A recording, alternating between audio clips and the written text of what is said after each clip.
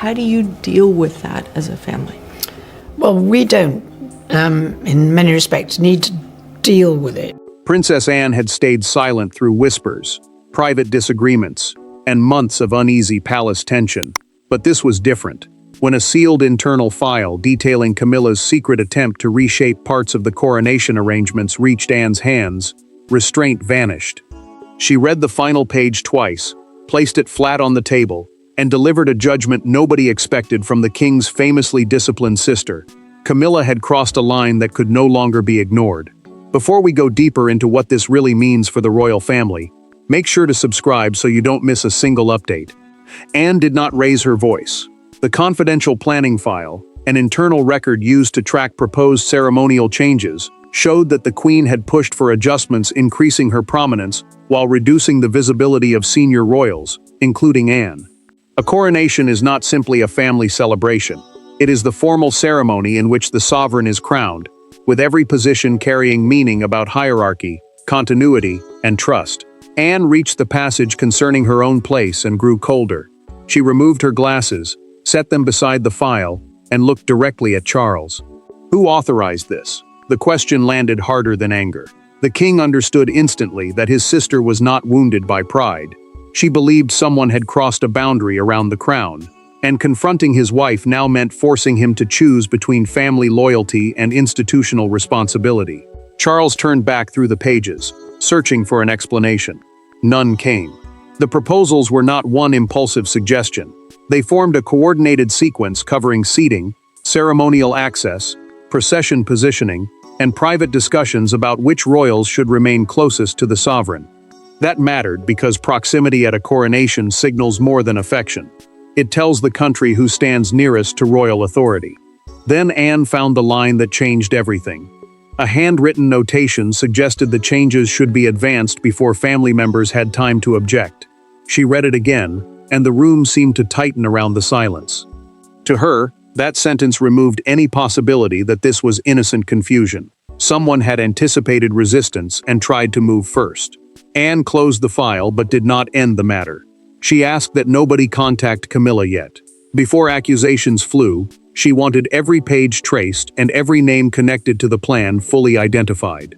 Charles watched her leave, knowing the confrontation ahead would be worse than the discovery itself. Anne had found the paper trail, but the real shock would come from discovering what Camilla believed she was protecting, and why she had been willing to risk Anne's trust to protect it. Anne understood the danger before anyone else wanted to name it. The issue was never vanity, and it was never about a few steps in a procession. It was about trust, and trust inside the monarchy is never small for long. For her, duty had always meant service without display, obligation without complaint, and loyalty without bargaining. That was why the discovery cut so deeply. Anne met William in a private sitting room and finally said aloud what had been building inside her. A working royal, a family member who carries out official duties on behalf of the crown, does not treat rank like a personal prize. She told the prince that what unsettled her most was not the thought of losing visibility, but the realization that family roles had apparently become negotiable behind closed doors. William listened carefully, and he understood at once that she felt betrayed even though she refused to use that word. Camilla felt the shift from the other side of the silence. An aide entered, quietly postponed a scheduled planning discussion, and left before offering any explanation. The queen consort sat still after the door closed and stared at the untouched papers in front of her. The coronation, the ceremony in which the sovereign is formally crowned before the nation, meant more to her than a public event. Standing beside Charles in that moment represented acceptance after years of scrutiny, pain, and uncertainty. Now she feared the confidential proposals had reached exactly the people she had hoped would never see them. William did not stop asking questions. He reviewed a second set of notes and discovered that his own ceremonial placement had also been discussed, though any visible reduction in his position would have raised immediate questions about succession, the line through which the throne passes from one heir to the next. He brought that discovery back to Anne, and she immediately saw the deeper pattern. The concern had never been isolated to one woman. The file suggested that Camilla was especially uneasy about Anne standing so close to Charles during key moments, because that visibility reinforced an older royal order over which the Queen had limited influence. William pressed gently, and Anne finally looked back. She told him, in a private recorded conversation later summarized to Charles, that her first real suspicion had come months earlier, during one strange exchange she had never fully forgotten. Charles heard her account in silence, and the king knew that if that old moment returned with new meaning, the family was nearing a dangerous reckoning. That memory had once seemed awkward. Now it looked like the beginning of everything. Months before the secret file surfaced, Anne had already experienced one moment she could not explain.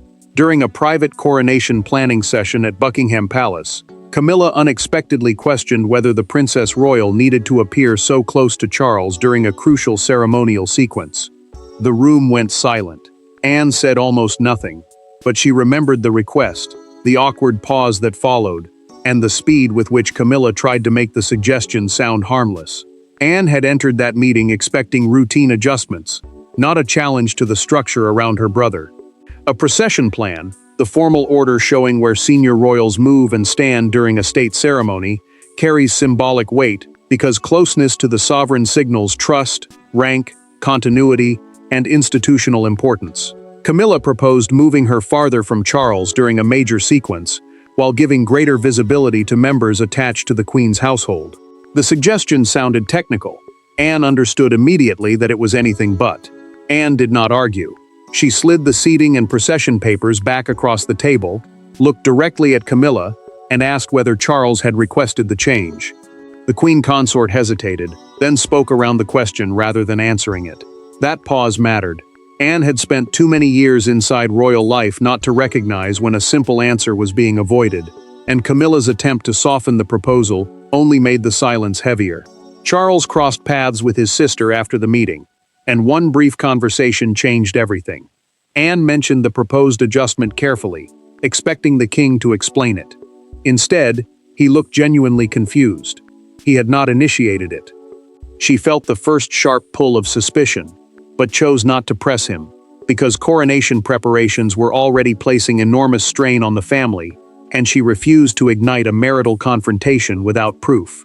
Then the hidden file arrived months later. Anne read the newly uncovered pages and realized that meeting had never been isolated. The proposal had been drafted as part of a broader effort before she entered the room, and one annotation was devastating. She was expected to resist strongly if the full package appeared openly. Camilla had not stumbled into opposition. The plan had anticipated it. Anne stopped protecting the silence. She asked for a private meeting with Camilla. No advisors, no intermediaries, no carefully prepared explanations. This time, Anne wanted an answer from Camilla herself, and she intended to hear it before anyone could reshape the truth. The paperwork had exposed the strategy. Now the woman who had spent a lifetime controlling her emotions was preparing to confront the woman whose decisions had placed the entire family on edge. No courtiers softened the language. No aides stood ready to interrupt.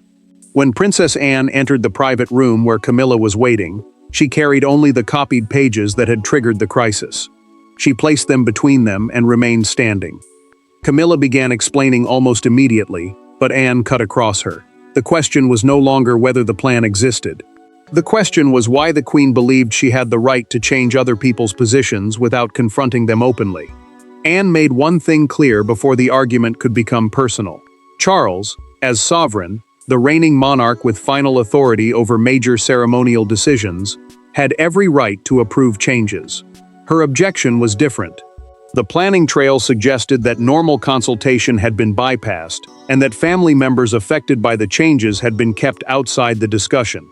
Camilla pushed back, insisting that coronation preparations involved constant revisions and that her goal had been to create a stronger, more coherent public identity around the king and queen, not to diminish Anne. Anne did not accept that explanation. She tapped the handwritten note, predicting that she would resist strongly, and asked why secrecy had been necessary if the proposals were so harmless. Camilla paused. That hesitation lasted only seconds, but it changed everything. The Queen Consort finally admitted that she feared Anne would oppose any adjustment that strengthened her ceremonial position beside Charles. Anne's reply came without shouting. Disagreement was not disloyalty, and avoiding disagreement was not leadership. Camilla tried to draw a line around the damage. She insisted she had never intended to push Anne permanently aside, and argued that the changes were tied to a single historic moment. Anne answered by producing another page. Some of the altered arrangements had been discussed for future state appearances as well, meaning the question had already moved beyond the coronation. Camilla read the passage and realized that the defense she had prepared was collapsing. Camilla finally revealed the deeper fear. She had become convinced that unless her position was firmly established during Charles's reign, her influence would shrink almost overnight once William became king. Anne listened, and for the first time the motive was clear. This was not simply ambition. It was insecurity hardened into strategy, and strategy had become secrecy. Anne did not ask for an apology. She gathered the papers and told Camilla that Charles would now see everything. No family diplomacy would soften the record, and no private reassurance would replace a decision. Anne had spoken. Camilla had defended herself, but the decisive voice still belonged to the man caught between his wife, his sister, and the authority of the crown. Charles could forgive a family argument. What he could not easily dismiss was a private campaign that appeared to manipulate the machinery surrounding his own coronation. When Anne placed the complete file before him, the king did not react immediately. He read, turned several pages backward, and read them again. Then he closed the folder and stared at the table. For the first time, the crisis was no longer Anne against Camilla. It belonged entirely to him. Charles understood the trap instantly. As sovereign, the monarch with final authority over royal ceremonial decisions, he could approve or reject the disputed changes. But authority did not make the choice easier. He was a husband confronting evidence tied to his wife, and a king responsible for ensuring family influence did not quietly distort institutional roles. Anne watched him struggle and refused to rescue him from that tension. Anne made the moment harder with one admission. She told Charles that after the earlier planning meeting, she had deliberately stayed silent because she did not want to create conflict inside his marriage during the coronation preparations. The king looked genuinely wounded. Her restraint had not come from uncertainty, it had come from loyalty to him. Now she believed that same loyalty had been used to buy time.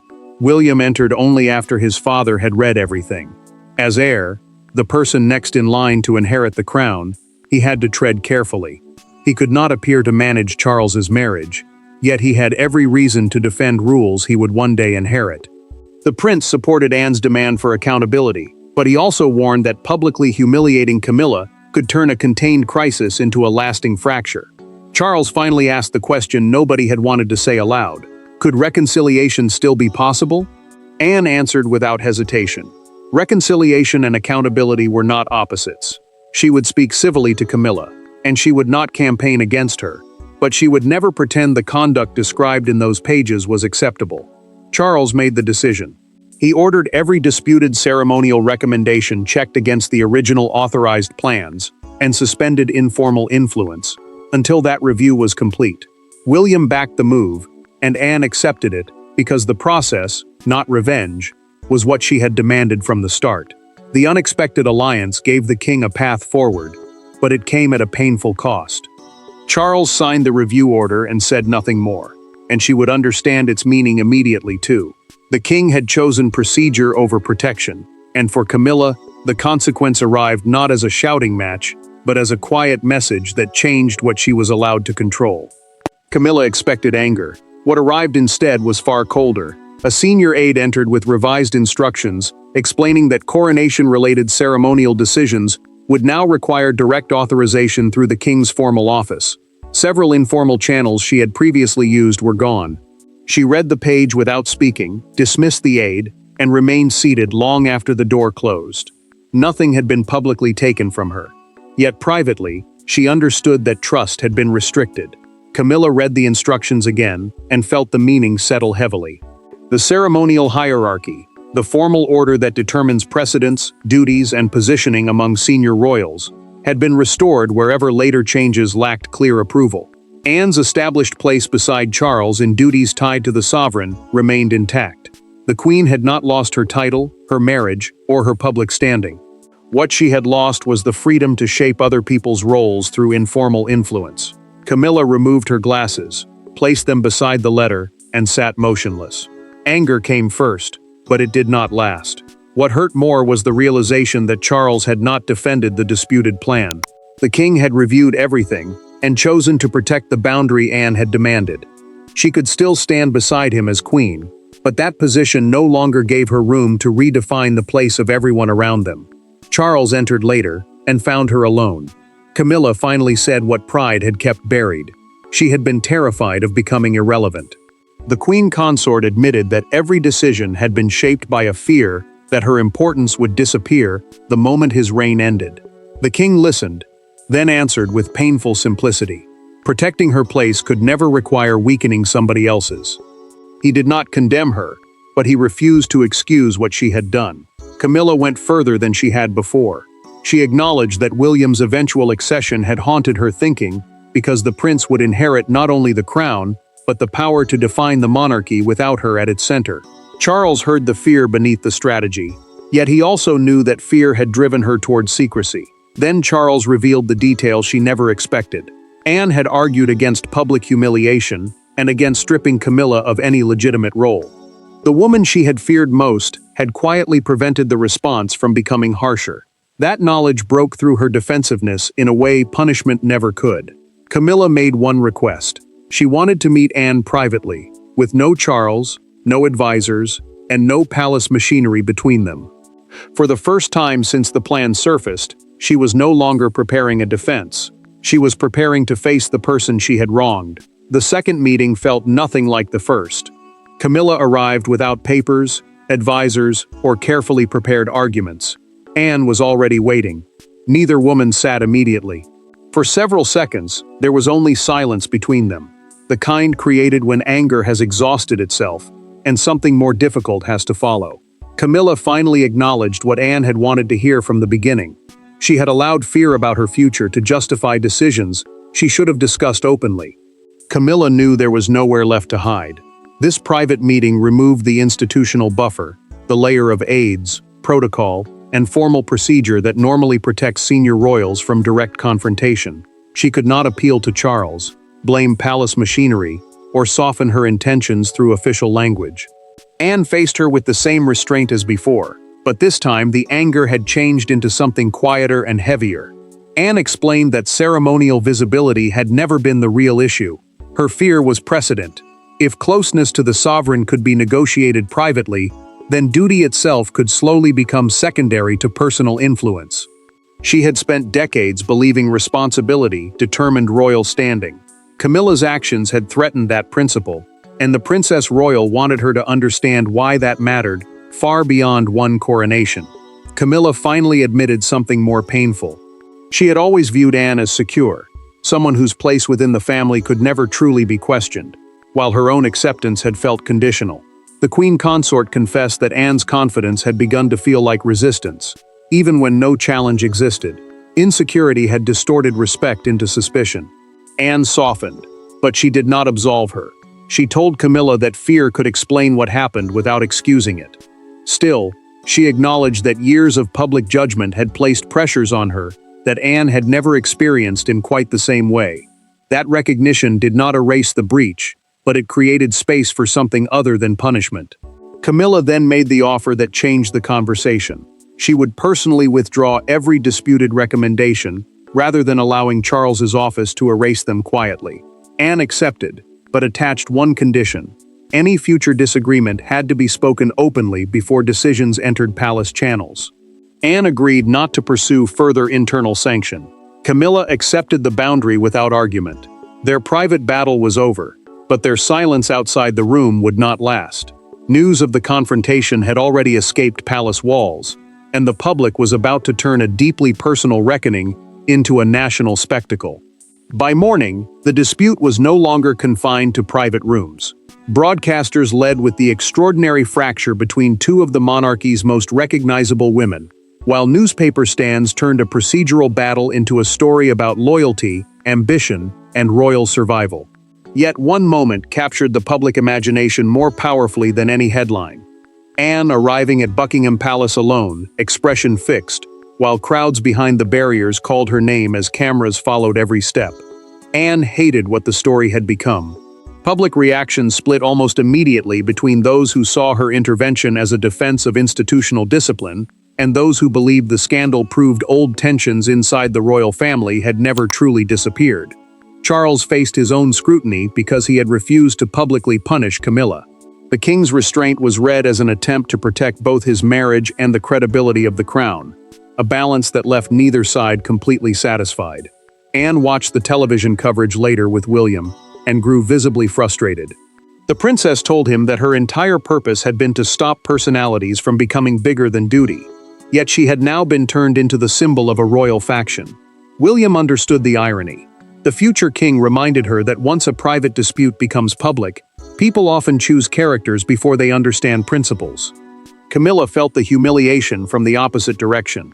The queen consort read headlines that reduced her fear, insecurity, and bad judgment into a simple portrait of ambition. She knew a public defense might explain her motives, but it would also reopen the conflict Anne had already agreed to close. So she stayed silent, and the silence hurt because it allowed strangers to define the meaning of her actions. Then one front page changed the mood. A national paper carried Anne's solitary arrival beside the words, "The line she would not let them cross." The image became shorthand for the entire dispute. Charles understood how quickly symbolism had overtaken nuance, and he authorized a carefully worded palace response. The statement confirmed that ceremonial arrangements remained under the sovereign's authority, and that the royal family would proceed according to established responsibilities, meaning official duties would follow recognized roles rather than private influence.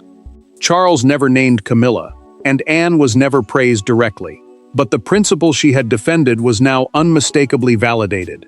William saw the significance immediately.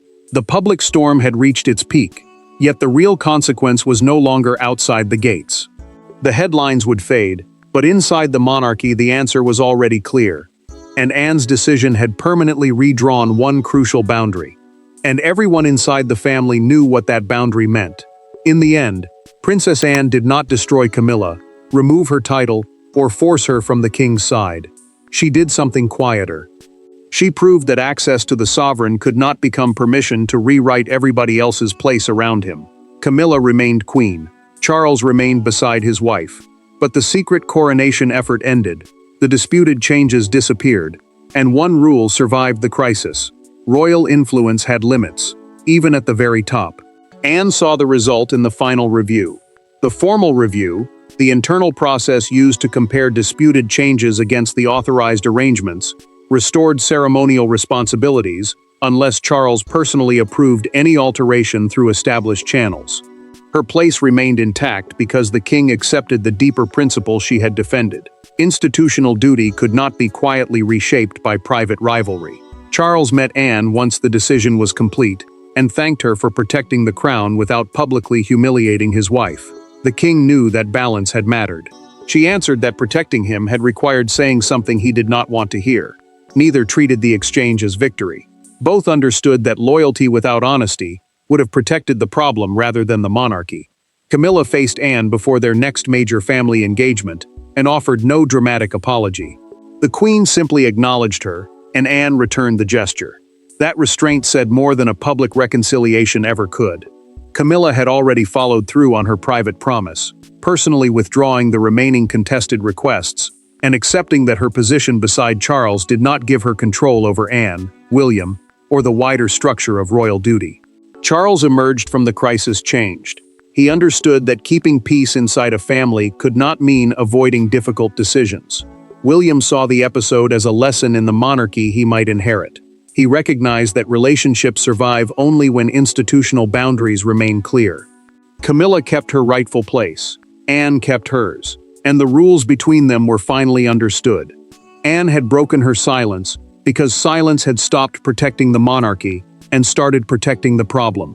Camilla had gone too far, but she ultimately stepped back. There was no exile, no destroyed marriage, and no shattered family. The lasting consequence was more powerful. Accountability, a repaired boundary, and the recognition that the crown belongs to no individual's ambition. Anne had spoken, Camilla had faced the consequence, and Charles had drawn the line. The coronation plot was finished, and the monarchy emerged with its hierarchy and most important boundary restored for good now. Thanks for watching. Please don't forget to like and subscribe, and we will see you in next one.